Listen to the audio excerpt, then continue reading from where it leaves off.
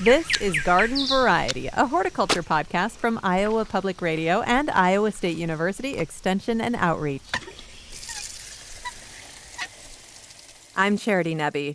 The growing season has definitely arrived. Plentiful spring rain means that we're enjoying a lush green spring. And today we are going to focus on spring lawn care. Adam Tomes is an associate professor of horticulture at Iowa State University and a turf grass specialist. Hello, Adam. Good morning. Wonderful to have you here. And I mean, I know I've waited too long to mow. The grass is really growing out there. Yeah, definitely. It's enjoyed the rains that we've had. Yeah, for sure. So I realize most people have probably already mowed at least once, but let's review. How do you know when it's time? Yeah, so typically we want to remove no more than 1/3 of the plant tissue in a single mowing. And so if it's gotten away from you, which there's plenty of lawns around that have kind of gotten away from people, you're going to want to put the mower on the highest setting, mow it, and then start to try to bring it back down. And ideally we want to keep lawns at 3 inches height of cut. You could maybe drop it down to 2 inches right now if you were a person that can't handle that really high height, but 3 inches is really a good, healthy spot for most lawns. All right. And so be patient. Don't try to whack it all down at once. Yeah, don't take your 6 inches down to 3 inches in a single mowing. So, you'll have to mow it, let it sit for a day or two, and then drop it down, mow it again, and slowly work it back down. I know we've been having some cool temperatures again. Does it feel like things are running a little ahead of schedule this year? Yeah, definitely. It feels a little bit cooler out, especially the last few mornings and even daytime temps, but we're ahead of normal pace. Crabgrass is already up and emerged, so if you're holding out to put out crabgrass preventer as long as you can, you've missed the window. And so at this point, if crabgrass bothers you, you might as well wait a little while, let it come up a little bit bigger, and then hit it as a post-emergence. And so you'll kill it after it's come up. All right. No pre-emergence for crabgrass. No more opportunities for that this spring. As the lawns are coming back to life, what are you seeing? Obviously, winter can do a number on some of our lawns. Did we develop some problems over the winter? Yeah, we had a couple different problems throughout the state. There was a portion of the state that got covered in snow very early.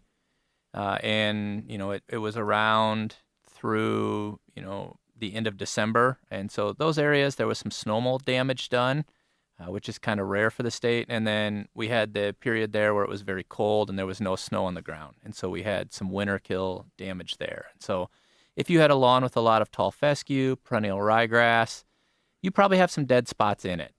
And so that is something that, you might want to rake out the dead material and put down some grass seed and try to have it fill back in. And so that would be something there that was just a result of the fact that we had a cold period with no snow cover to kind of protect the ground and protect the plants. So that would be something that you'd want to do in the next couple of weeks to get that raked up and get grass seed down with an opportunity to maybe germinate? Yeah, yep. You would definitely want to do that in the next couple weeks and just make sure that it's getting a little bit of water. If we get into a drier time period, that would be something to keep in mind as well, that seed will need a little bit of water to get going. So a lot of people like to fertilize their lawns in spring. Tell me what makes that a good idea? Yeah, so, we always say the most important fertilizations are what happen in the fall, and that's primarily because the plant takes that fertilizer in the fall and puts it in the root system. Spring fertilization will help with top growth, and it will help thicken the canopy. So a dense stand of turf grass is your best defense against weeds because, they don't get the light, so they don't have the space to germinate. They can't move in. And so spring fertilization helps thicken the turf canopy quicker and will help defend off some of those weeds.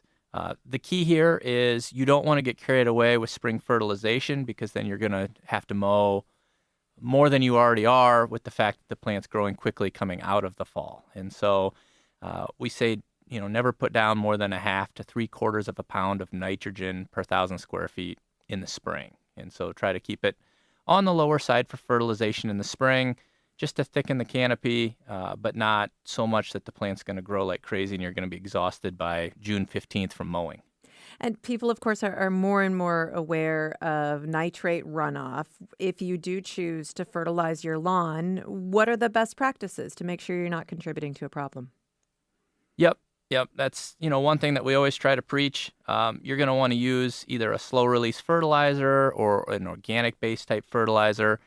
The soil temps have come up enough now that the microbes are active. And so if you want to put out an organic based fertilizer, an example of that would be like Sustain or Milorganite type products that are, animal by-waste. Those are types of products that would go out and they'll fertilize the lawn, and you're going to have very little runoff from that. We want to stay away from the quick release fertilizers. And so, those are things that would potentially get into our waterways, and we don't want that. So that's why we don't use those.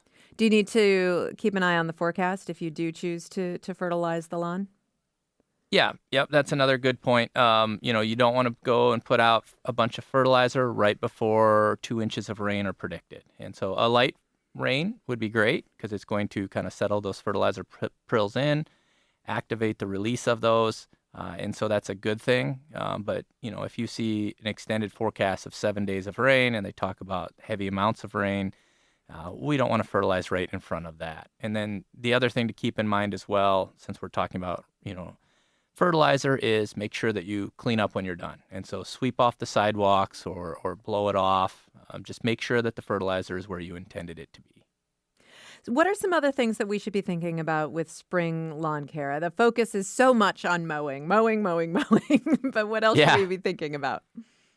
Yep. So one of the things to think about too right now is a great time if you, especially if you live in like a newer development, would be to maybe look at some adding of some compost to the yard. That's going to help with soil quality restoration. A lot of towns have some reimbursement for those. And so you could put compost over your yard. It's going to help improve organic matter, which is, of course, a source of fertilizer for the lawn. It's going to help smooth your yard, which is important coming out of winter. It's going to improve the water holding capabilities of that yard as well. And so you would, buy the compost. You'll get the reimbursement for that to a certain extent, and then kind of put that out over the yard. And when you do that, you're going to have to be a little bit careful from the standpoint that you don't just want to smother the grass. And so you want to kind of work that in where the grass blades pop up through the grass or through the compost so you can still see grass blades. And so that will show that you put down enough compost, but yet the grass can kind of fill back in through that. And you'll see some real improvements in your yard over the next year or so from that. How would you spread it? Yeah, so not a super sophisticated way. I would spread it with a scoop shovel and a rake and kind of drag it around the yard and rake it in. Kind of the opposite of, I guess, if you were to pick up leaves off a yard. And so you would basically be spreading it back out. Well, and you mentioned in newer developments, of course, a lot of newer developments, the topsoil has been removed when the houses are built. So is this a particular thing to think about, given that you may not have great soil quality? Yeah, that's where I think the biggest benefit is in the newer developments where the topsoil has been removed. A yard that's been around for 30 years in turf grass probably already has a pretty good organic matter built up in it just from the grass being there. And so you're not going to see the benefit there. But, a newer development in the last 5-10 years even, you're going to see a real benefit from applying that compost. And it'll improve soil microbes, which, will help improve the soil health and water holding. And there's just a ton of great benefits from applying some compost. If you were in a newer development, how often would you apply compost? Is this an annual thing? Yeah, typically, I would apply it once and then maybe 2-3 years later, I'd look at applying it again because that's kind of the time window, I think, where you would see the benefit. You don't need to apply it annually. 2 applications probably is enough. At that point, the yard's going to take off and get going, and you'll be in good shape. We talked earlier about not taking more than a third of the grass stems when you mow. I see people collecting their grass clippings less and less these days, but let's talk about it anyway. I mean, those grass clippings actually also build soil health, right? Yeah, absolutely. If you follow removing no more than 1/3 of the plant tissue in a single mowing, that's going to fall down in the canopy. That's going to start to create organic matter. The microbes that are in the soil will break that down, and that's going to improve the soil health as well. And so that's one of the benefits there, that regular mowing will do that. Now, if you're constantly bagging and taking that away, you're taking away the nutrients that are in those leaves as well. And so that's free fertilizer that you're removing. So try to put that back in the yard, and that's free nutrients right there for you. And it's a whole lot of work. So I think that Yeah, this is a yeah, real exactly. win-win scenario. Um, Yep. Something else I've been seeing a lot more of, Adam, and I'm seeing a surprising amount. More and more people are embracing robotic mowers. Are you seeing this trend grow? Yeah, absolutely. Robotic mowers are a great way to not have to schedule your life around mowing your yard, I guess you would say. And so the thing to keep in mind with those is they go out every night. The best mowers go out every night, and they basically maintain your yard. So they're cutting off just a tiny bit of grass every night. And so that is something that's how they work. So if you're a person that doesn't want some sort of thing going across your yard every night, then a robotic mower probably isn't for you. But that's how they keep up with it. And then they go back to their charging station, and then they can charge up and go back out again. Another thing to keep in mind with those is you can't have a whole lot of stuff in your yard. And so like if you have kids and they leave a lot of toys out there, the robot's going to bump into that, and it's going to have safety mechanisms that shut itself off. And so you're going to have to pick that stuff up as well, just to keep that in mind. But Every day. they Wow. are a great resource. All Yeah. right. So Yep. you have to have a pretty perfect lawn for that scenario, but it can be a good solution. Adam Tomes, Associate Professor of Horticulture at Iowa State University.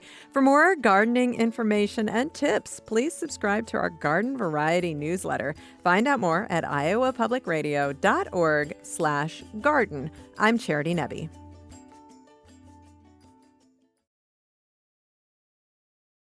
Garden Variety is a production of Iowa Public Radio and Iowa State University Extension. It's produced by me, Erin Stile, Caitlin Troutman, and the Iowa Public Radio talk show team. For more garden goodness, please subscribe to our Garden Variety newsletter. Just go to iowapublicradio.org/garden. I'm Charity Nebbe. See you next time.